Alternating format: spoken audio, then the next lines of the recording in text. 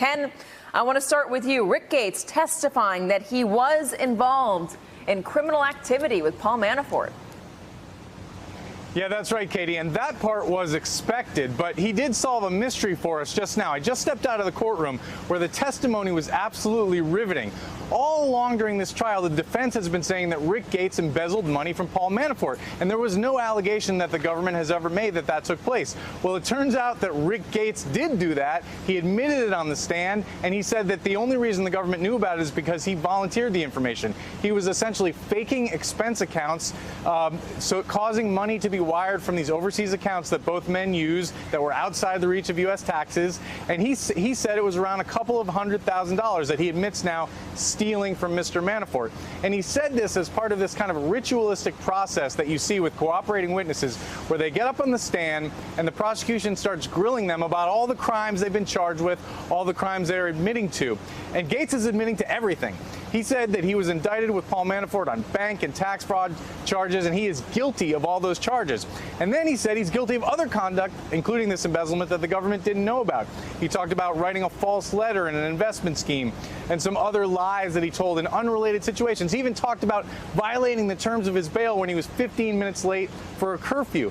Why is he doing that? Because prosecution does not want one thing that the defense can raise that the jury doesn't already know about from direct. They don't want any surprises when Gates gets up there on cross. They're trying to build his credibility. They introduced him and pointed out that he worked for Paul Manafort as a protege for 10 years. He actually started as an intern right out of college with the former firm of Black, Davis, and Manafort. And he took on increasing responsibility until he was essentially doing Mr. Manafort's bidding in the business transactions of the firm, including wiring money from overseas accounts. And in the process of that, he is saying we committed tax fraud, we committed bank fraud together, and Mr. Manafort was directing that, Katie. And he embezzled money. Let me get this straight. He embezzled money from Paul Manafort. So he committed a crime against his former boss, who he is now saying he committed crime with as well. Given that, the prosecution must find him to be a particularly worthwhile witness if he was that shady behind the scenes. Why would they? I mean, just give me an idea of how valuable Rick Gates is, given that he is also so tarnished. Well, given what I just saw in the courtroom, I think he's incredibly valuable. He's a calm, polished, articulate witness. He's a military veteran. The prosecution pointed out he served honorably in the Virginia National Guard. And yes, you're absolutely right. He's guilty of crimes. He's admitting crimes. But this is very common, Katie, in these kinds of trials. Cooperators are not the sisters of mercy. They are the criminals who participated in the schemes and who have come forward. And you're absolutely right. The prosecution has to plumb the depths of that, including this embezzlement. Yes, what he is saying is that he submitted false expense reports behind Manafort's back and caused hundreds of thousands of dollars to be transferred to his accounts that weren't his. He's saying he did that, but he's sort of painting this picture of basically a crime spree that he and Manafort were in the middle of. So it's not surprising that he decided to defraud the man who was defrauding the Ukrainian clients with him. And so, yes, that's what the prosecution is telling the jury up front. This guy's a criminal. He lied. But they're also pointing out the terms of his plea agreement are if he lies on the stand, that's null and void. So he gets no sentencing reduction. Wow. And they walk the jury through that whole process. And is this the first time that he and Manafort have been in the same room together since Gates made a plea deal? Yes, and it's very dramatic. I mean, he's literally less than 20 feet away from Mr. Manafort, sitting in the witness stand. Manafort is sitting across from him. I can only see the back of Manafort's head from where I'm sitting in the courtroom, but Manafort is turned in his direction, and one can only imagine what is going through Manafort's mind, because if you believe the prosecution version of the case, Gates knows all his secrets and he's about to expose them to the jury. If you believe the defense version, Gates is setting Manafort up and framing him. We'll have to see which version the jury believes. Ken, number one, how long can we expect Gates to be on stand? And number two, what is Manafort's defense right now?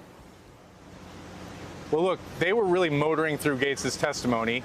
Generally, this court wraps up at 5:30, but I got to believe he'll be back tomorrow on direct, and then there will be a lengthy cross-examination. And the defense really rests on tarnishing Gates. There was some devastating testimony before Gates from Cindy Laporta the accountant and tax preparer who basically made the jury understand fully that she had no idea that Paul Manafort had overseas accounts, that he was supposed to disclose on his taxes. She prepared the taxes. She had no idea they existed. That was very persuasive testimony of a crime having nothing to do with Rick Gates. But now the prosecution has to show that they think that Rick Gates is at the center of the misdeeds that Paul Manafort is accused of. And some of these crimes were being committed, Ken, while the two of them were working for the Trump campaign. Yes, well, this conduct, yeah, I mean, most of it happened before, but some of these loans and the alleged bank fraud and tax fraud continued, yes, right up until the time, because Manafort was broke, as you said in the intro. He was strapped for cash. He was in debt. He could barely pay his health insurance bills at the time he was working for Donald Trump. And so prosecution alleges that some of these bank frauds and some of the misrepresentations to banks happened well into 2016 and beyond. Hello, YouTubers. If you're watching this, it means you've checked out our channel, so thank you. Now do me a favor, subscribe by clicking on that button down there. Click on any of the videos to watch the latest interviews and highlights from MTP Daily and MSNBC. You can get more Beat the Press content every morning in the First Read newsletter. If you're tired of content that you don't know anything about where it came from, you don't have to have that problem with us.